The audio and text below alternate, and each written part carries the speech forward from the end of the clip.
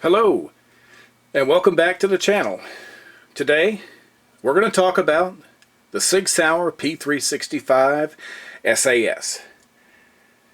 It could be one of the best concealed carry weapons ever made, but we're going to talk about it and find out. So stay with us. Okay folks, we're going to get right to it. This is the P365. Now this weapon's been out for a while, so you may be familiar with it already. And the SAS version has been out for quite a while, I believe 6 months or more. Okay, so why the P365? What's the big deal? Well, a lot of it has to do with capacity. The 365, the magazine design here, they've got this kind of double stack and a half thing going. And what they've managed to do is fit 10 rounds of 9mm ammunition into that magazine, plus one in the gun. That gives you a total of 11 rounds. That's pretty good from a standpoint of concealed carry. I've got other weapons that'll carry 10 plus 1, but they're quite a bit larger. Just for an example, for side-by-side comparison, this is my P30 SK, H&K. It's a much larger weapon. Now I can comfortably carry the P30 SK on my body, but I was totally amazed at what I experienced when I put the P365 inside the waistband, and also when I put it in my pocket, which is one of my preferred methods of carry. We'll come back to that later, but I just wanted you to see a little size comparison. And it also, you can compare it to some other weapons, like one of my favorites that I carry is my little Kimber Micro 9 here. Capacity, once again, is going to be smaller on a gun like this. That little Kimber is a 6+1 9mm. It's very small. It's one of the few guns I have that's comparable in size to the 365. And capacity is not as big of a concern for me as it may be for other people. We'll get to that, but as we progress together in the channel, you'll find out from hearing me talk that my top three, basically, as far as what makes a good carry weapon, is reliability as 1, 2 is accuracy, and 3 is comfort. And really 3 should probably be higher on the list, because if the gun's not comfortable, if you're not comfortable carrying the weapon on your body, you won't. And then you'll be in a situation where you don't have your carry weapon. It's not doing you any good at home. So having said that, it's a good size. It's comparable to many weapons that I am comfortable carrying with already. So looking at the features, in addition to capacity, they went away from the traditional sight, and on this one, I'll see if I can get a good view, but you see that? You got that ring, and there's the dot inside the ring. Takes a little getting used to, but that is the Meprolite bullseye sight. And when I first saw it, it struck me as odd. You've got a combination of the fiber optic component here, gathers the light, so during the daytime you can get amazing visibility on this thing. Of course there's a tritium in there, so in low light conditions you can see as well. I've had some people that commented that they use this weapon at the range, and they had a little bit harder time shooting precise groups with the bullseye sight. And I asked them what range they were shooting at, and most people were saying, well, shooting at, say, 10 yards, somewhere around that area, they were having difficulty maintaining, 5 to 8 inch groups. And I said, okay, but what you have to remember, and, I shot this gun, and the results that I got were pretty good, but I shoot inside of 21 feet is how I train. I try and do all of my firearms training at a realistic distance where I might be engaged with somebody else. So, I like the sight. It's different, but we'll cover a little bit of that more as we go down the road here. Now you may notice, traditionally, you'll have a takedown lever that's a little larger, kind of in this area right here, and you have more of a button now that has a screwdriver cut out. You can also use a coin to rotate this and take the slide right off. You also have your slide lock release right here. I had some people that commented that they felt like Sig had gone a little too far with these two items, that the slide stop was more or less useless. Well, I don't know about you, but as far as operating the weapon, when the slide is locked back, you if you're firing and the slide's locked back and you're going to reload the weapon and continue, well, I pull the slide back and release. So that's not a real big deal to me. Now, something else you may have noticed while I was moving the weapon around is that ported barrel there. Yeah, so you've got a ported barrel and you've got the cutouts there. And that is part of the idea of controlling muzzle flip. You've got that porting there, and since the gas is released upward, it's designed to help keep the barrel down. Now, I had someone bring my attention to a story that was kind of wild, so I'll share it with you. I'm not going to name names or tell you who this was, but apparently there's a story going around in a training review type video where an individual is talking about a situation that you could be in where you're sitting in a vehicle and someone approaches you, looks shady, whatever, and the concern they had is that they said, well, in that situation, of course, you're going to draw your weapon up to the window, probably right above the door, and fire a couple of rounds through the window. And their concern was, as well, hot gases and possibly metal shards can come up from the front of the barrel, possibly getting in your eyes or causing some other problem. Well, the only thing I can say about that is, if your vehicle is running, if you're in the vehicle and it's operational and you're sitting by the side of the road or whatever, looking at a map, and somebody comes along that looks shady, well, press the gas pedal and drive away.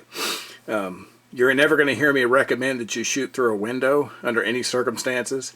Even if the car is disabled, if there's a window between you and an attacker and the car is locked, call 911 on your cell phone. If they try to break into the car and you have nowhere to retreat to, well, then that would be a different situation. So always remember, if you're going to be in a situation where you have to use your weapon, you want to make sure that you're right before you do it. Hey everybody, I just want to take a moment here as we're going over this weapon. I want to give a big shout out to a supporter of the channel, Don's Weaponry in North Little Rock, Arkansas. You can find them on the web at donsweapons.com. They're located at 4116 East Broadway, North Little Rock, Arkansas. So if you live in the Central Arkansas area and you want access to people who know the firearms, they know the community, they're responsible and educated, they can help you make good decisions. They're good people, so go see them. They're good enough to provide us with this 365 today for the purpose of this video, so we thank them for that. Okay, moving right along. Another concern that was voiced about this gun, and I've heard this from a couple different people, was they were concerned about how loud a ported weapon is. Well, if you're going to use a weapon in a defensive situation, unless you just have ear protection on 24 hours a day, it's going to be loud anyway. So that doesn't really mean a whole lot to me. I wouldn't make decisions about carrying a gun based on whether it's a little bit louder than another gun or not. If it saves my life, I'm willing to take the chance. So overall impressions. The 365, it's very small. It's very light, and carrying the gun, let me tell you, the gun carries very well. I was extremely impressed with how comfortable this weapon was to carry on my body. I've carried it for many days in a row, and I've been very impressed with how it feels. And remember at the beginning of the video, I talked about the items that were highest on my list for carrying a gun. And comfort is so high on the list. Depending on how you have to carry your gun, not everybody's going to have a bag or a purse or a container with them at all times to carry their weapon. Some people, it has to be on their body somehow. And I carried this weapon in my pocket, wearing regular dress clothes, many, many days in a row, and even in jeans. And I was very comfortable, and there's very little printing at all from that weapon inside my pocket. So it was very impressive how light it was, and the confidence of knowing that you had a very capable weapon that nobody knows you have. So we're going to talk about just a couple more things here. So where can you get one? Well, most local gun shops have been carrying these. Like I say, our partner Don's Weaponry has got these. They've been getting them in, and they've been selling pretty fast, but they're pretty good about getting them back in for the customers. So if you're interested in picking this firearm up, you can talk to them or your local FFL. It comes with 2 magazines. The extension magazine that you see here, which for me was actually kind of a big deal. I didn't even talk about that, and I meant to. But when you have the regular magazine in here, it's not bad. It's pretty comfortable. It makes it a little bit smaller, but for me, I've got pretty big hands, and there's nowhere for that pinky to go. And that's not a deal breaker, because I have other guns that are that way that are still comfortable. You know, I mentioned the H&K earlier, and you know, I can only get 2 fingers on it, but it has the grooves, and so I still feel like I've got a positive grip on the gun. Well, it's kind of the same way. You have to look closely here, but you can see it has the finger groove as well. So I don't feel like I don't have control of the gun. But when you change to the slight extension, now every one of those fingers has got somewhere to go, so it feels really good. So you get both of those magazines, and like I say, it's equipped with the bullseye sight, and that sight takes a little getting used to. So it's coming back to that. Now if you look at it, as you can see, even looking through the camera, it doesn't take me much to bring that up on target. Okay, so it's a movement that once you kind of get used to it, it's not too bad. Now I've had people mention that they shot the regular sights on the 365 better than the bullseye sight, but they also mentioned they were shooting at longer distances and they were shooting for precision. And what I would say to those people is that Sig, by their own words, this gun was made for concealed carry, and the bullseye sight, it is designed for close-up point shooting, and it does let you acquire the target very quickly. And like I say, shooting at 21 feet, I was able to acquire the targets and shoot acceptable groups all day long with this sight. And most shooters that I've seen have been able to duplicate this as well.